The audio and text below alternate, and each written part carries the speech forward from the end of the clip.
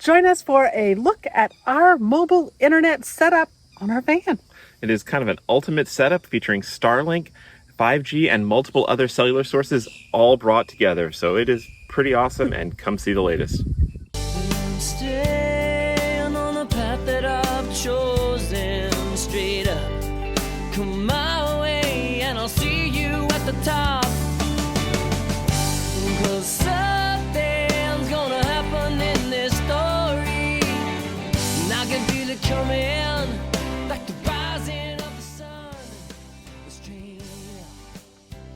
So as you know, we have been on the road since 2006, working remotely, and mobile internet has been core to what we do, so much so that it is our day job. Yeah, we work online, we play online, we socialize online, we connect with our family online, and we consider from the very beginning staying connected and staying connected reliably are one of our most important things. It's more important than electric hookups or sewer or water for us. But not more important than wine. Well, it's right up there because wine helps when the connectivity is bad. True. And so, we haven't done an update in 2 years. 2 years on what our personal setup is in our van. And admittedly, this is a bit overkill because, well, this is our day job and we work and test and play with all this gear, but it's kind of worth showing off what the latest we are personally using right now. And first of all, we are using Starlink. Just in the last month or so, it has become a much more viable option for those who are mobile because roaming is enabled. You can now take your Starlink dish with you and get service without having to fiddle around with finding a service address. That was one of the big obstacles to Starlink and mobility. So it is now portable. And it is now covering pretty much most of the United States as well. For the longest time, Starlink was not in Florida or was not in most of the South. So here we are camped at a state park in Florida, and we got Starlink up on a pole on top of our van and are getting some really amazing performance out of it. Now we have a full guide over at our day job site, rvmobileinternet.com/Starlink, going over everything you need to know about Starlink and getting it as a RVer and portability and everything that we are keeping track of over there. So go check out that guide. This video is, of course, a crossover. This is our personal site, but we will be referencing content we have over at the Mobile Internet Resource Center, which is our day job. So Yes. We'll try to keep this straight. We are focused on our personal setup here. So aside from Starlink, which isn't ideal for every situation, if there were more trees here, we wouldn't be able to get online with it. And we do get some dropouts, even with the trees that we have here, that make it not as reliable. Like this evening, we have a webinar we're giving. We will not trust Starlink alone for things that are critical. Right. And now, talking about, we'll talk a little bit about how we set up Starlink here and then show you what we have inside. So when we're setting up Starlink in the van, because avoiding trees is such a critical issue, we have actually two ways to do it. We've got the 75 feet of cord that it comes with, and then we've got the ground deploy mount that Starlink comes with that we can put anywhere within about 70 feet of the van and just run the cord back. So you can use the Starlink visibility checker to walk around and actually use your phone in an AR mode to scan the sky to see where there might be obstructions. And Starlink takes a big chunk of sky. It's not like traditional satellite where you can kind of just find a spot to aim through the trees. You need to have above you and a huge swath of the northern sky clear, even off to the horizon. So ground deploy can help to get that around, or we also have a mast that we can raise the Starlink up a pretty decent height over our van as well. And in this location, actually, that was the best option for us to get the most clear view of the northern sky, is cranking Starlink up the mast.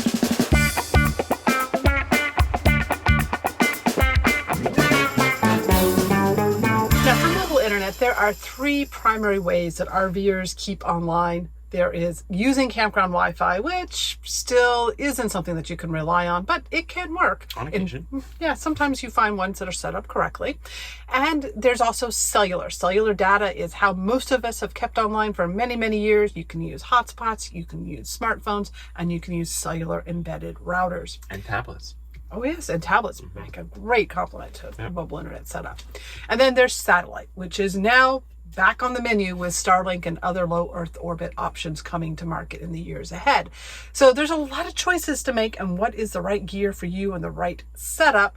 And we're not going to go into all of the options today. We're focused on our setup. What we have. Now, we have a lot of hotspots. We mostly have these in for testing with the different things that we need to do. But these are a great option if you need a simple cellular setup. And also, we actually do use them on occasion when you are on the go, because these, if you just could throw them in a bag and have internet with you. Now, more often than not, we'll use our phones acting in that role with personal hotspot. But sometimes it's just nice to grab our T-Mobile hotspot, for example, which we don't have a phone plan with, and bring it with us. So they are a great option, but we have settled on cellular embedded routers, and we use Peplink gear. We like Peplink gear. It's kind of this great mix between being very professional, but yet consumer accessible, both in pricing and in approaching it and setting it up. Yeah, so it is, more expensive than this sort of stuff, but you get what you pay for. And, we have bought Peplink gear in the past, and most of our current gear has been provided to us by either Peplink or Mobile Must Have, but we would buy it again if we were starting from scratch because we like it. Absolutely. Now, what a cellular embedded router gives you is, of course, it's got the capabilities of a hotspot device. It has the cellular modem inside, and it can create a Wi-Fi network or a local area network with Ethernet. But it also allows you to bring in multiple internet sources, which is what we are doing. This is how we combine Starlink in with our cellular options, and how we have multiple cellular options on the same router. Yeah, we can even bring in campground Wi-Fi, bring in internet from the hotspots. We can bring all of this together into the central router, and then the central router is what all our devices connect to, so we don't have to change our settings every time we change how we're connected upstream, which makes things a lot simpler, particularly in a household like ours where we have so many connected devices. Even our scale is on Wi-Fi. So yeah, if you've got a lot of connected devices, you definitely want a central router so that you're not having to change everything every time. Here are the campground, here you're using a hotspot, here you're using your smartphone. The router just helps you bring that all together. So we definitely recommend cellular embedded routers for those that are more serious about their mobile internet setup. And in the past couple of years, they have become a lot more consumer accessible than they were in the past. Now, what are we using? We actually have two cellular routers, don't we? Yeah, we actually have doubled up the cellular routers here in the van because there's not kind of a universal option at an affordable price yet. So we have kind of the heart of it all, a Pepwave MAX Transit Pro E dual cellular router that has dual 4G Cat 12 modems in it. And that kind of acts as a main central hub, and it also has the hooked up to the Wi-Fi antennas on the roof. We'll show you in a little bit, so we can do campground Wi-Fi in from there. And then it is controlling a Pepwave access point that we have mounted inside that does our indoor Wi-Fi network. So that's a lot of gear for a van, but we take it even further because we want 5G, and we want something that's even got more raw speed capability. And so hooked into that, we've got a Pepwave MAX BR1 Pro 5G router that is got a faster heart to it. It can speak 5G, and it is also where we bring in Starlink to funnel that into the system. So that is kind of the more high-speed pipe, and we can manage it all and actually bring it all together. So Pepwave has also released a new Transit Pro without the E on it, which is a much higher end router. It's got a lot more router throughput, but we're still choosing to stay on last year's technology with the Pro E. And why is that, Chris? Well, two reasons. One is the Pro E has more Ethernet ports than the Pro, which is actually really handy in a van. On our boat, we've used the Max Transit Pro because we have a full Ethernet switch and all the other things to spread out a lot more wired Ethernet. But on the van, that wouldn't be super practical. We just need a few more Ethernet ports than the current Pro has, so we don't want to have to add a switch. So we just use the Pro E. Pro E here has power over Ethernet out so that it can control and directly power the access point, which is also important, so we don't have to add extra gear here to enable the access point to be powered. Oh, I guess one other reason is the Pro is got very flexible antenna combinations or cellular modem combinations of Cat 12 plus Cat 7. The Pro E has dual Cat 12, which is in some ways better and in some ways worse, but for the kind of trade-offs we're making here, we're perfectly fine with the dual Cat 12 as opposed to the Cat 12 plus Cat 12 7. The Max Transit Pro is definitely one to consider. Absolutely. Especially since the Pro E is almost out of stock. Almost out of stock. So we are choosing to stay with older technology on that one for in the van because it does have that extra flexibility. And because we also have the BR1 Pro here, which has the same heart as the Max Transit Pro. So between them all, Yes. we got everything covered. Pepwave has a lot of cellular routers on the market. We have a full guide to them all at rvmobileinternet.com/Pepwave, where we overview of the models that we recommend for our audience. There's a lot of different trade-offs between the different configurations that you can get. But if you are using cellular in your setup, you are probably going to want multiple cellular carriers in your setup because in every single location you go to, there's probably going to be one or two that are better than the others. So we like to run all three cellular carriers at once. So T-Mobile, Verizon, and AT&T. Sprint is, of course, being merged into T-Mobile and very soon will be going away. So we like to have all three in our setup. Now, as far as the data plans that we're using with all of those carriers, we have a mix of some older grandfathered plans that you can't get anymore, so we're not going to tease you with those. And we also have some of the newer plans that are out that we experiment with in our setup. For all of the current top pick data plans, we have a guide to that too. rvmobileinternet.com/plan pick. So go check that out. We are constantly keeping that update with the current top pick plans. We're not going to spend a lot of time on that in this video because it changes. It'll probably be totally obsolete, anything we would mention now by the time you watch this. But we like to have multiple cellular in our setup so that we can combine the carriers to get what we need, especially with Starlink. So like Starlink doesn't have the best upload speeds. They're great at about 10 megabit per second. Yeah, sometimes 20, but sometimes 1. You know, Starlink is often great, but still at the moment, the way the network is being deployed and how much congestion there is on it, it is very inconsistent. And it does occasionally have little drops. Even if they're 10 seconds, that can really interrupt a Zoom call. It might not interrupt your video streaming, but definitely can ruin a Zoom. But we do a lot of Zoom broadcasting and webinars, and as well as uploading videos like this one to our channel in 4K. If we're doing an 8 to 9 gigabyte file, if I do it over Starlink, it's going to take several hours. So we can get much faster upload speeds on cellular, which is why we still like to bridge them together. Oh yeah. And so the technology we use to bring them together and to actually combine the speeds is, we use a Pepwave's Speed Fusion Cloud, which lets you combine multiple connections that goes through their cloud service and then brings them back into one. And most importantly, that gives you more increased reliability, which gets rid of those little drop-offs, and one connection goes down, you don't even notice it. But it can also improve and combine your upload speeds in particular, sometimes your download speeds. And so by piecing together stuff when turning on Speed Fusion Cloud, we can take what was a unreliable 4 or 5 megabit per second upload and sometimes get it up to 20, 30 megabits per second or faster. And then sometimes even if we're in a really good cellular 5G area, we've actually seen uploads of 60, 70, 80 megabits per second. So those are really happy days when you run across connections that fast. So do you need this much? Probably not. Do we need this much? Probably not. We have to have these routers in-house anyway to test them for our members over at the Mobile Resource Center. So we keep them in active rotation. I think if we were choosing right now, if we had to buy something today, we would probably stick with a dual modem LTE router, like the Pro. Yeah, the Transit Pro or the Pro E. We'd probably just get that. We wouldn't necessarily invest in a 5G router just yet. We'll wait for the next generation of 5G routers or for dual modem 5G routers to come out.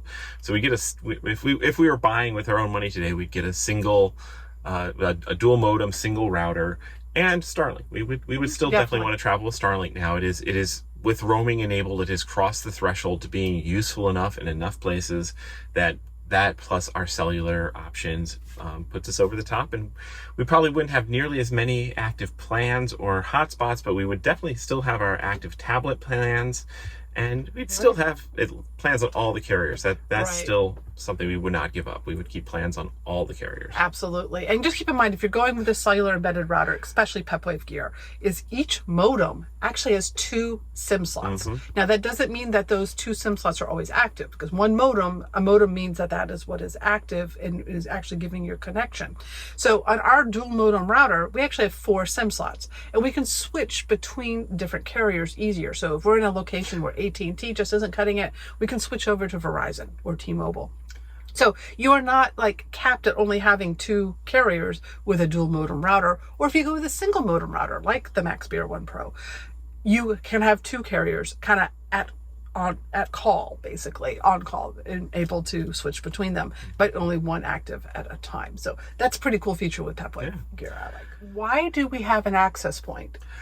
If we have a small van, we don't need the Wi-Fi network that these routers create is plenty big enough for a van. It's plenty big enough for a full Class A RV. It's almost big enough for our boat. So why are we using an access point in this tiny little van?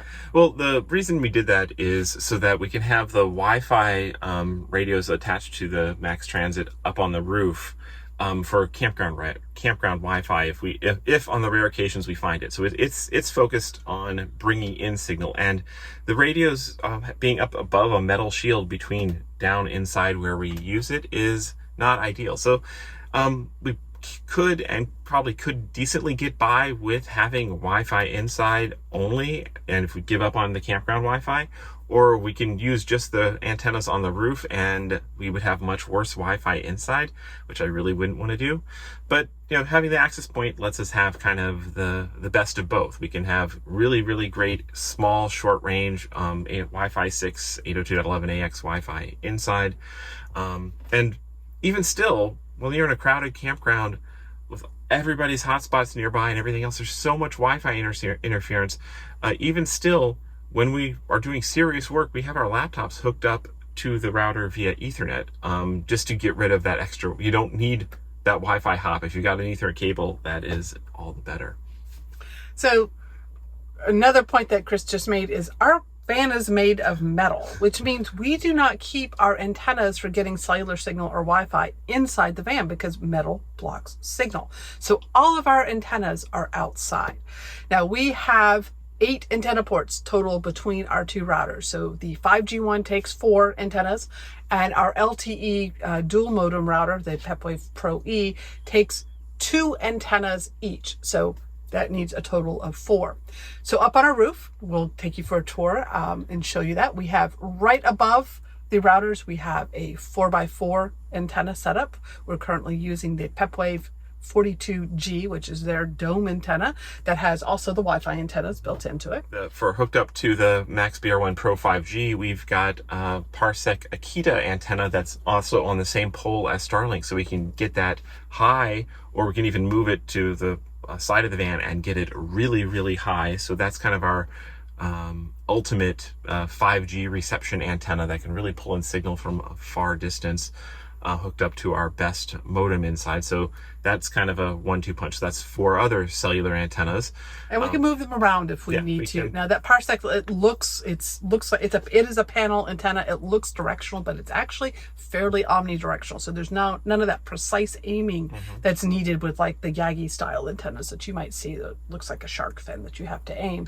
We prefer that because it's less setup instead of having to get the pull out and individually aim. It's just the Parsec just works, and we've been very happy. And even when it's retracted on the van, it works in most directions. The van is a block to it forward if it's fully down, but we can still leave it connected and work pretty well while we're underway and stuff with that modem, which is great. And we actually have a few other antennas going crammed through the access point here, because we've got the 2 Wi-Fi antennas. We've got the GPS antenna, because the Pepwaves actually have integrated GPS and can use it to track you and do some interesting stuff with. And then we even have a cellular booster, which we hardly ever use, but on occasion, like when we were doing the Blue Ridge Parkway last summer, can make all the difference in the world. So in general, MIMO antennas will outperform with data performance. They're going to be your best option to have an external antenna. A booster is a different type of technology. You see WeBoost is a very popular option that's out there. Ours is provided by WeBoost. It is the WeBoost Drive reach when we are just using the little stubby antenna that comes with mag mount, with the little mag mount one that comes with the vehicle kit. There's also RV specific ones. It is a better antenna. We just didn't want to sacrifice the space on our roof for it because we hardly ever use it. But a booster is going to be really best when you are in a very distant signal situation where you need that extra amplification, and more importantly sometimes with upload speeds, because the radios inside of our cellular devices aren't as loud as the radios that are on a cellular tower. So sometimes it's just like a booster is kind of like putting a megaphone on your cellular device to shout back to the tower. So it can really help with your upload performance. Yeah, and that's actually some of the only times we either in like extreme remote, like the Blue Ridge Parkway, we found a booster essential, or sometimes turning on a booster will cut your download speeds dramatically, sometimes in half, but it might double or triple or quadruple your upload speeds from almost nothing to something slightly usable. So those are the other cases where we use the booster, but it's there. We've got it set up. We can just press a button and turn it on, but it is very rare that we find that we need it. Cellular embedded tablets, highly recommend. If you're buying a tablet, buy one that has cellular. Pay the extra $150 to get cellular on the tablet, because there are some amazing data plans that are available only for tablets. But right now on our tablet, we have a $10 a month T-Mobile Business Unlimited tablet plan and a $20 a month AT&T Unlimited plan, and we can switch between them because they're on the embedded SIMs, and they work phenomenally in a lot of places, and they're truly unlimited on the tablet. You can watch video, you can do whatever you want. You don't have to worry about data plans. There's a lot you could do with a tablet because they have microphones and video cameras built into them. They're great for doing webinars and participating in Zoom conferences. We even will do a lot of our broadcasting right from the tablet. Yeah, a lot of our video watching. Yeah, a lot of our video watching. It's great to just stream Netflix on that or Hulu or whatever we're doing and use that unlimited plan right in the tablet. So those are a great option to consider. You can get really cheap plans for them. So great option there. All right, this is one connected van.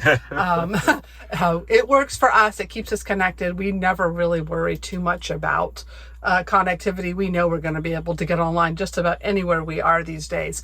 But it takes a lot of pre-planning to get all the equipment and know what to put into your setup to meet your needs. And that's what we focus on over at the Mobile Internet Resource Center. We're focused on education and keeping track of all of this information and all the equipment and data plans that are coming out. So we have a bunch of free content over there. So do go over there to continue your research. We are member funded. We're not sponsored. We don't do advertising or affiliates or any of that stuff. It's all member community funded. So if mobile internet's really important to you, consider becoming a member and we can help you even further. And I know one question is going to come up. Well, what about connectivity in our boat, in our bus? We have a very similar setup on the boat. We move some of these components over. We are right now using, you said, the Max Transit Pro on the boat, because we don't need the Ethernet setup. Yep, and we just move the Starlink. We've got a Starlink mount up on our radar arch on the boat. And we actually can bring the BR1 5G over. We've got some 4x4 cellular antennas. So we do have quite a parallel setup on the boat, but the boat has got a much bigger internal network. So it's got a lot of things connected via Ethernet. So there's multiple Ethernet switches and PoE devices and stuff all wired around. So, we take advantage of the bigger space of the boat. And on the boat, having an access point makes a much bigger difference, because the access points do a better, longer range job of filling the interior with Wi-Fi. So we found the access point on the boat is a must-have. With our bus, it's lonely right now out in Arizona. Because we don't travel in the bus, and we haven't for a few years, it honestly has about a circa 2015 mobile internet setup that we wouldn't recommend to anyone at this point. But it is perfect because it is one of our old, old systems we had from years ago. It is perfect to just leave in the bus. It is actually a Peplink old original Max BR1 router that we have installed permanently in the bus that has run for years straight without crashing or rebooting, and lets us get in remotely and access our security system and see the temperature and see our battery status from the solar system and everything. So it's doing its perfect job off in the desert Right. And then when we arrive back to the bus, we have all this connectivity options in the van. We literally park the van right next to the bus, and it becomes our mobile hotspot. And then we take stuff into our casita there too to set up. And we're usually testing a lot when we're back. We've got too much. We have too much gear. We have too much gear. So we're constantly changing up our setup as new equipment and plans come out. If you want to keep up with this video after it goes live, we do keep the companion blog article at technomadia.com/internet constantly updated, so you can check there to see what we might have today and what we might be playing around with, and we do kind of document the RV versus the boat setup. So hopefully this wasn't too confusing. This is a more advanced setup. This is definitely an over-connected setup. Most don't need this much, but if you do, come on over, join us at the Mobile Internet Resource Center.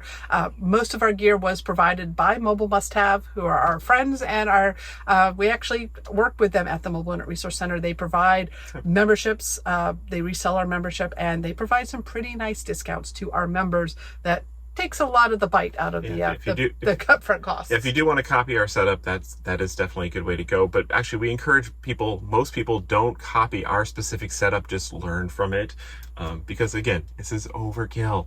But it's fun, and like just yesterday, I was connected with simultaneously Starlink, Sprint Calyx, 2 different Verizon plans, AT&T 5G, and I think there was something else, all coming together at once. It was just kind of fun to see all the data flowing around through multiple bonded connections.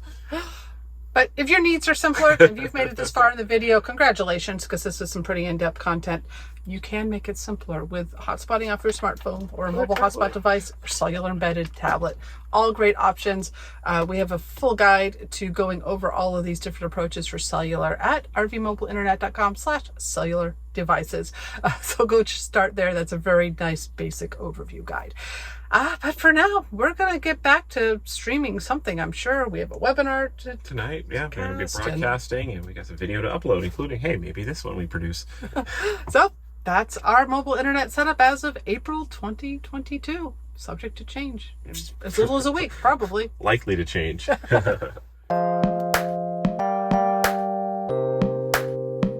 We create these videos just for fun, and we love having you along for the ride.